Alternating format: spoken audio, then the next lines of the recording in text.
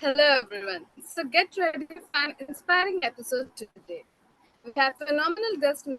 Praneet Sinha, CEO of MoonGate and a citizen entrepreneur. He co-founded Excellence.io, spoke at a major AI and blockchain event, and added touch of artistry as a guitarist and writer. Get ready for an episode filled with entrepreneurial insights and a creative inspiration. Thanks, Shreya, for the intro. So, without any further ado, let's begin with the first question. So, Praneet, can you walk us through the inspiration behind your startup and share some of the early challenges you encountered? Right.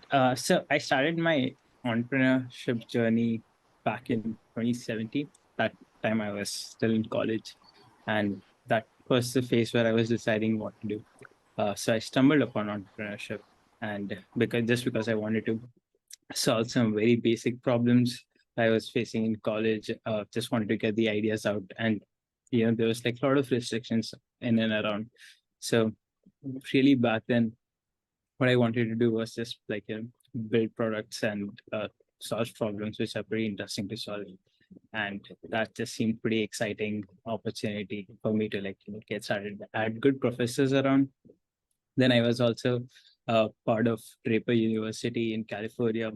That is where I got exposure to some of the most insane minds which are out there, like Reid Huffman, into Craig Newman and all of these guys.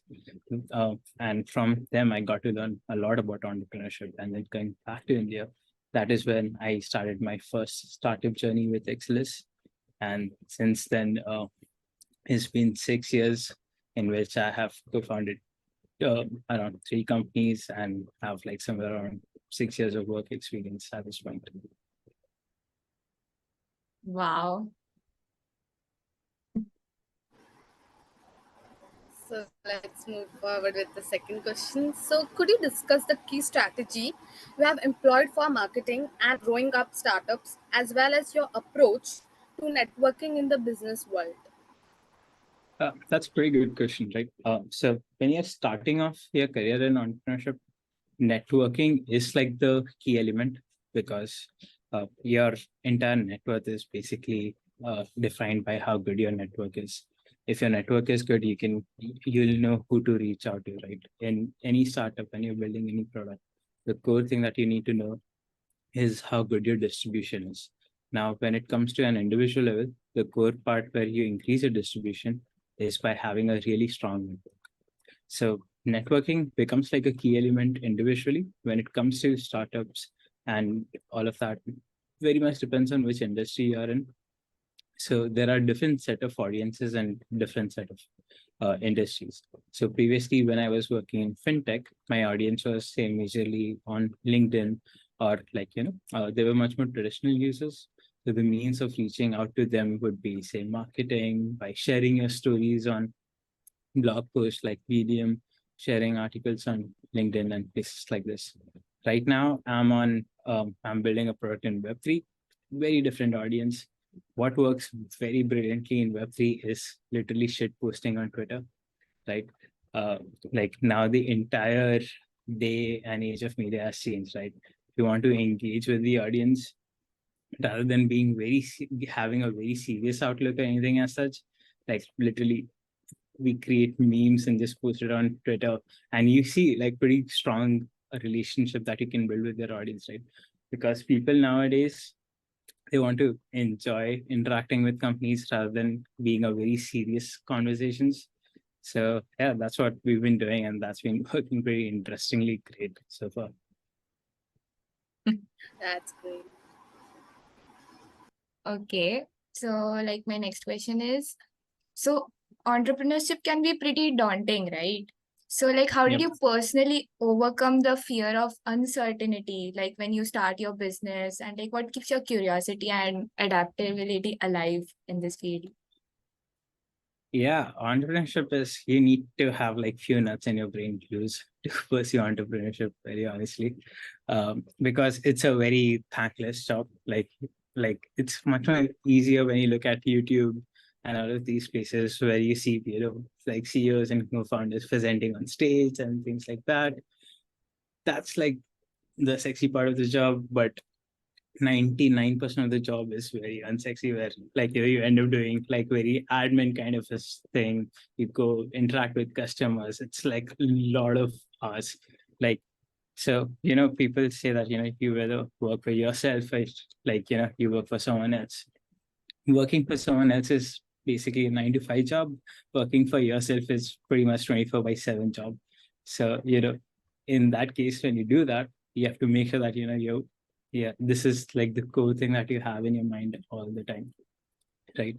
And I mean, so even with entrepreneurship, you need to be passionate towards something, like, why you want to do it. That why statement needs to be very strong. If you're just waiting for motivation will run out, like, at one stage or the other. And then you'll feel like, what the hell am I even doing with it? Right. So like this is like one of the space where you need to be really passionate towards building something. And for yourself, it needs to be very clear why you're in this space. So, and yeah, how to get over it is try to get a hobby. That's very important. Although you wouldn't have that much time to be around, but yeah, having a hobby to like take your mind off something is something pretty great. That pretty much is there with each and every field. And the second most important thing, or like the most important thing, would be having a pretty good support system around you. Because like, especially when you're coming, say, from an Indian household, where you don't have that many people around you who are pursuing entrepreneurship or even know anything about entrepreneurship, right? So it becomes pretty hard to like explain to people around you. Now it's much more easier now. It's been in news and everything so much. Everyone has heard of startups and things like that. It's much more easier to explain to parents. But yeah, like coming out of college, it was a pretty difficult task to like explain, like, so I did BBA. So after BPO, why do entrepreneurship? Why not do MBA or like, work someplace? That becomes like a pretty uphill battle at that time. So it's good to have like a support system where there are people around you who really understand you and like can at least help you or like push you towards your goal. Oh, that kind of caught my eye. Like, I used to think the 9 to 5 job was more difficult, but the moment you said being an entrepreneur makes it a 24/7, that's like even more hard. Yeah, and you have to keep on context switching each and every time. So when you're doing a job, let's say you're working as a software developer, right? Your core job becomes to just build that software, like the task that's given to you. When you're starting off, especially when you're a very small team, you have to do like 10 different jobs all at once. You have to do marketing, you have to become the product manager, you have to become the software developer, you have to be the admin, you have to be the lawyer, you have to like do the accounting. All of that is something that you need to do. So obviously you can't be great at something, but you need to be minimally viable good at like, almost most of the things. Okay, that's super cool. So, as we in the business, we come across many risks. So, what are the primary risks you have observed in your industry, and are there any common myths or a misconceptions that you would like to address? So just to give your audience a bit of context about what I do right now. So we are building MoonGate. At MoonGate, what we do is it's a Web3 based startup. So to simplify it, every blockchain, there are multiple applications which are built on top of blockchain. So what we do at MoonGate is we make it very easy for users to come and interact with multiple different blockchains without creating account at like each and every chain. So we create that interoperable there.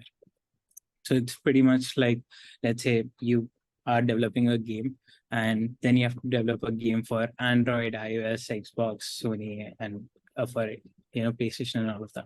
So instead of you developing a game for each and every console, you just develop it once and you add an adapter at top of it through which audience from multiple different consoles can come and play together.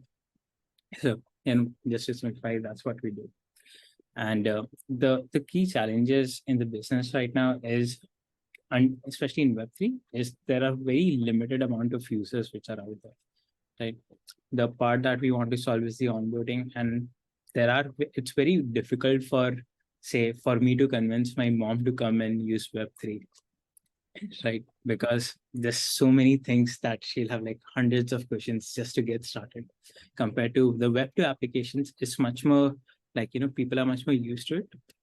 But Web3, you need to have like certain degree of technical literacy in order for you to like get started off with. So that becomes like a very big uphill battle to start off. Right? Web3, how I look at it is it's not like it's a space in itself. We call these Web3 AI and all of these things. These are part of solutions. So there are real life problems that you try to solve, and the solution for that becomes AI or Web3. In our space, in terms of the challenge, apart from getting the customer, is like having that sense of like, because it's limited, there are more and more builders in the Web3. So like, there's technology that's being evolved each and every other time. The other thing is like, there are a lot of other factors are also dependent when you're building a startup, say, if the price crashes down of cryptocurrencies, things like that, right? So you, as your startup, might have nothing to do much with it, but just because the market is going down, the amount of users coming onto your platform would also massively decrease, right? So you always have to even cater about the risk which are not in your hand, especially when you're like building something in Web3. So like I had a question. This idea seems huge. So like how did you kind of come up with that idea? Like it's more, my question's more like, how do you get the idea to like build a startup? Like how should like an idea be like like how do you just come up with it? Yeah, so it's like a process, right? So again, the core and I think even just to answer like one previous question, which I'll just answer with this, what she asked was like, what is the biggest myth and things like that. So what, especially coming out of college, and I was part of the same mistake, I did the same mistake, was you always think that, okay, yeah, here's my perfect solution that I'm going to build, right? And that solution is going to solve for XYZ problems that are out there, right?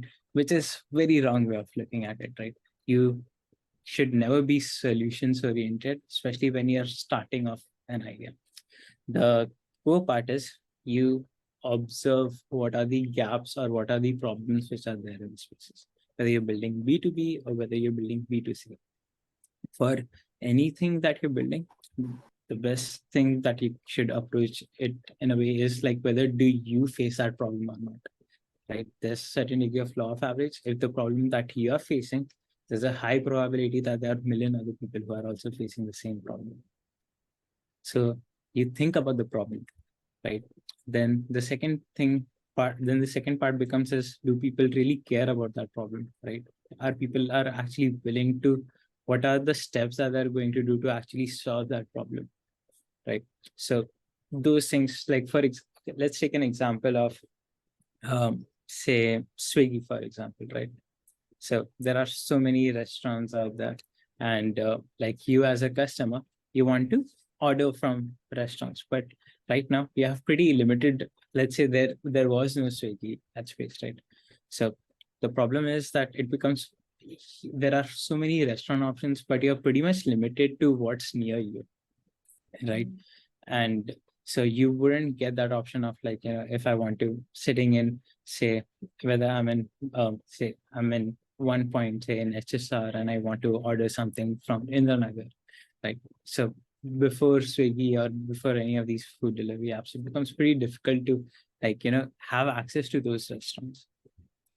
So that is, so it's it, that is the problem. Now, how do you know this problem exists? Is because then you are making that effort to go on Google, find what are the restaurants, try to call them and try to get them to like, order food from that. That is now you trying to solve that problem by like, making most, like by making effort towards it. Then there might be a problem like, where they don't have a delivery person to come and deliver food to you. So the next thing that you do is like, hey, I really want to eat at that place, and there's nothing much I can do. So you end up traveling to that place and having the meal instead, Yeah. right? Now, what Swiggy does or what Zomato does is it eliminates these steps. So you want to like order food from say point A to point B. So what it does is like it aggregates all those restaurants for you. All you need to do is just select, and they already have like delivery people to get that food from that restaurant to your home without you having to worry about lack of delivery people in that particular restaurants or anything like that. So they massively reduce the operational work that is there on the restaurant. So, and for you as a customer, it solves that problem of making your life easier to reduce that steps of like, finding those restaurants, going to Google, then like, or going to that restaurant, like, after you try everything and give up. So that's how you think about the problem. You think about this problem. You think that's how you like, think about any idea. You think about the problem, then you figure out how many people face that problem. Ideally, if you're building a company, you should face that problem yourself, right? Oh. And then you try to bridge that gap. In our context, with me and my co-founder, Piva, what have been there in the Web3 space since last 6 years. So even in the previous startup that I built, like a DeFi platform, so I had the same issue where that was a financial trading platform. But even in that, the biggest challenge was getting users onboarded to the platform, right? So although the product was something else, the main challenge, the main bottleneck that we had was getting customers to actually come and use the platform, right? There used to be like massive amount, there used to be almost 95% drop-offs just at like the onboarding stage of any of the Web3 platform. So like I knew that problem exists, right? Because I had faced that problem, not just as a customer, but also someone who was building a product in the space. So that is where then you find a co-founder, which is very crucial when you're building a company, is get a co-founder. You alone cannot do the entire job. You need someone to like, help you out. You need someone to build the product with you. So yeah, Yes, I as mean, we have many ideas yep. in our mind, but to implement that idea is the main thing. Yeah. Yeah. And like the final thing is like, just at the end of the day, what people do, especially in colleges, they try to overthink, like, there are so many things to do and this and that. So you don't even end up starting up that project, right? So like literally just do it. Yes. It's okay if it sucks, right? Like your first version of product is supposed to really be very bad. And then if you see that people are using your really bad product, that means, people are actually willing to use like a really better version of it. So yeah. Okay, so moving on to the next question. Can you like share how your previous roles, such as like being a co-founder at Excelis, have shaped your this project, like being the CEO of MoonGate or something? Also, Yeah. like, can you talk about your vision for the future of blockchain technology, since like you are in that field, and your current initiatives, as well as your strategies for staying updated in the dynamic landscapes of blockchain and AI? So the first question that you asked was, it's just repeat. You asked three questions. Like, how did being a co-founder of Excelis.io like That's shape being a founder of MoonGate? right. So there was a lot of time difference between me co-founding Excelis to like right now building MoonGate. So when I built Excelis, I was coming right out of the college, right? So like I was very raw in terms of like my knowledge and everything. So at that time, what I was trying to do was trying to solve a very big problem. Just to give you a context of what Excelis was. So today, when you want to transfer money from say US to India through a banking medium, it takes 2 to 3 days for the money to settle, and like you as a user end up paying 4 to 8% transaction fees. We were eliminating that entire settlement time from 2 to 3 days to under 10 seconds. And you would end up paying transaction fees from 4 to 8% to 0.1%. So this was like, even at that time, we were a lot more solution focused. So we had like, hey, this is this amazing solution that we can build using blockchain. And we wanted to implement that. The challenges that we had at that time was in India, this is back in 2018, blockchain was banned. So now to explain what blockchain was to, even to explain what blockchain was to banking people was pain in the ass, right? Because they're under, even like can't really blame them because it doesn't really come under like, their purview of knowledge. But that becomes like pretty hard to like, explain deep tech to someone who's not that much exposed to that technology. But yeah, at that time, the core mistake that we were doing was we were trying to solve a very big problem from day one itself. And that is like the other part is when you're building a startup, your vision should always be to say revolutionize or like, make a really big statement to anything that you're building.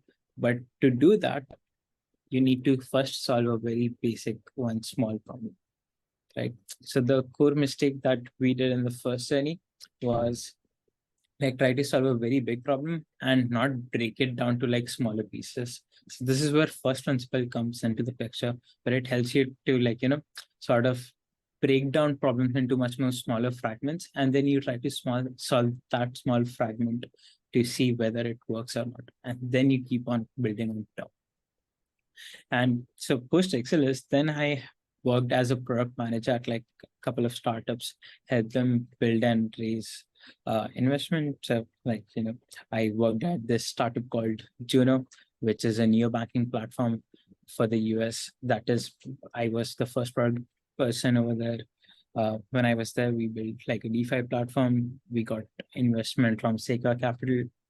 Then they recently raised Series A. Then I worked at this startup called Credvidya. Even they recently got acquired by Cred. So in this kind of experience where I then like rather than being a founder, I was an employee. Even that gave me a lot of context to learn from like the founders of those companies, learn from like, what they did, how do they function, what are the things that they do that makes it tech, right? And yeah, I mean, from all those experience, then I was part of this accelerator program in London called Entrepreneur First, where I was selected. And then the part of the way the program works is where you find your co-founder in 3 months and build a startup, and then you get investments from them.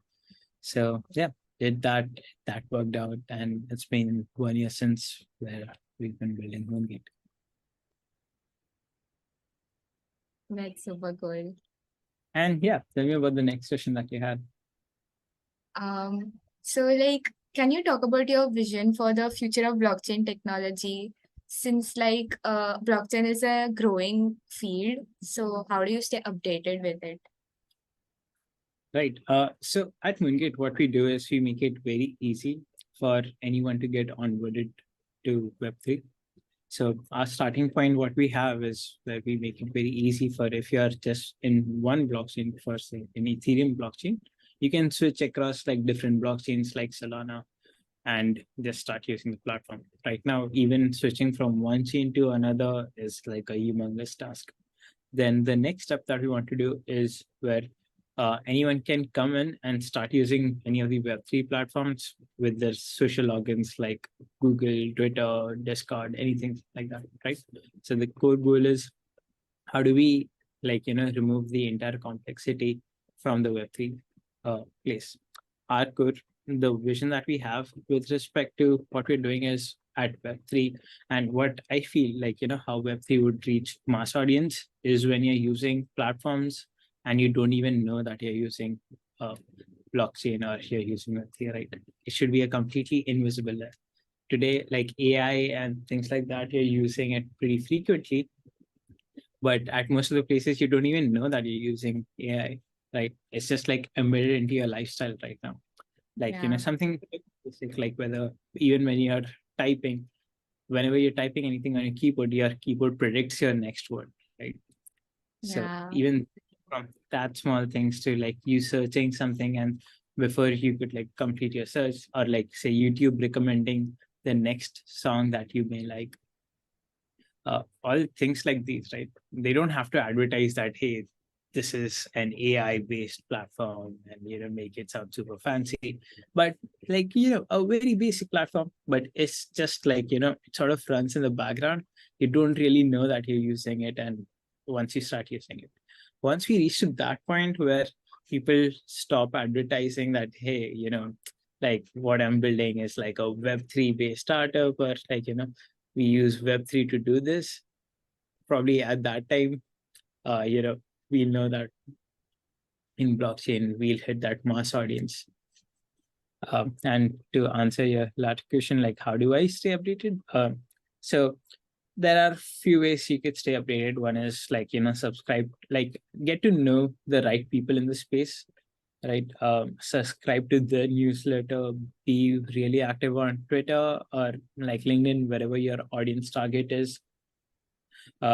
And majorly what helps really well is go to events, go to these places where you'll find like-minded people or people who are there in that space a lot, and talk to them.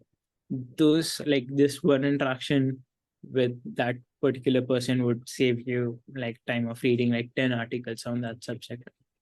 So be very curious in terms of whichever space you want to be in, and just go talk to people. That's the best thing to do. That's great. So that was very insightful thoughts that Praneet has shared. So Praneet, we have also kept a fun session where we dive into a fun and imaginative session. So I will present a series of quickest scenarios and thought-provoking questions to Mr. Praneet that will not only revealing fascinating insights about our guest, but also intent engage all of you. So picture this: if you had to survive a zombie apocalypse, what three items would you grab from your current location to help you through it? If I have to survive a zombie apocalypse, yeah, that's an interesting question. Probably I'll take water, which is near me. That's the most easiest thing to have. Second, second would be if yeah, I can yeah, I can get use of my answer. The first thing would be water. The second thing would be I'll take like an instrument to defend myself. That could be knife or something like that. Because considering if worst comes to worst, you need to survive, right?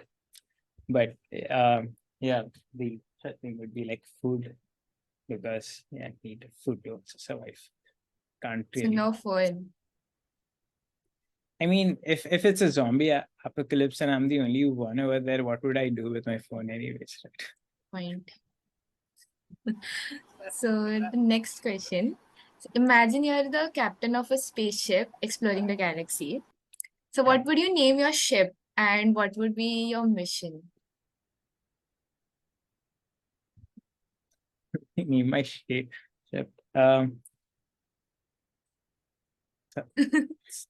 Really turned into coffee with current pretty quickly. So yeah, I'll probably It's name coffee my with CSI. coffee with CSI. Absolutely. Yeah, I will name my.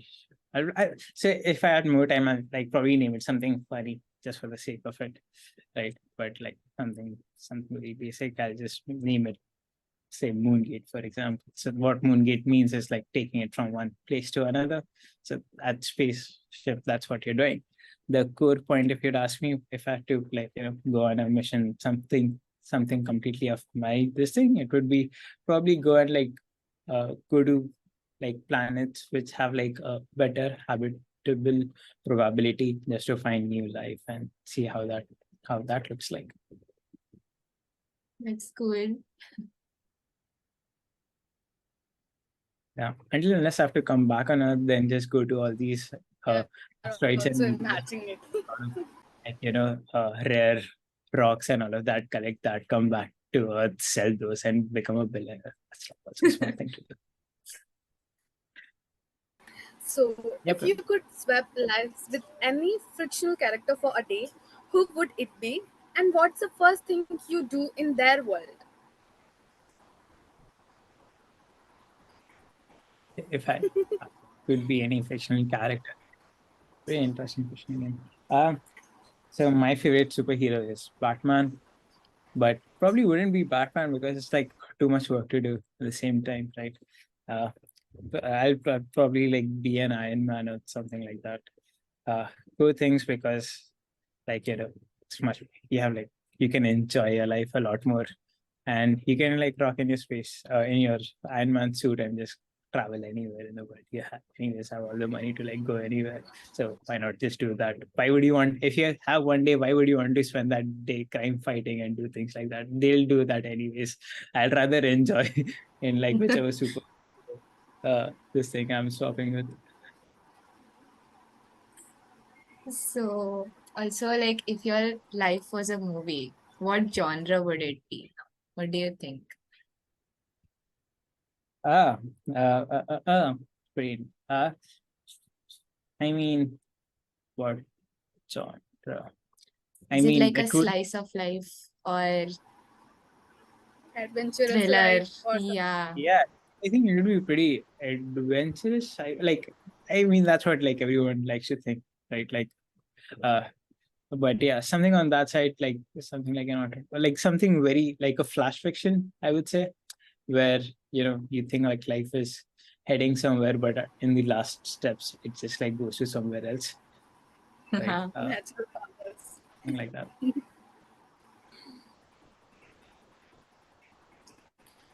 So, thank you, Praneet, for being a part of today's episode. It has been an enlightening conversation with our incredible guest. So, if you all enjoyed today's interview, make sure to subscribe for an more insightful discussion with inspiring individuals. Your support helps us bring more valuable content. Don't forget to share your thoughts in the comment and connect with us on social media. Thank you. Thanks, everyone. Yeah, both of you have been a great host. Thanks for having me. Thank you. Thank you.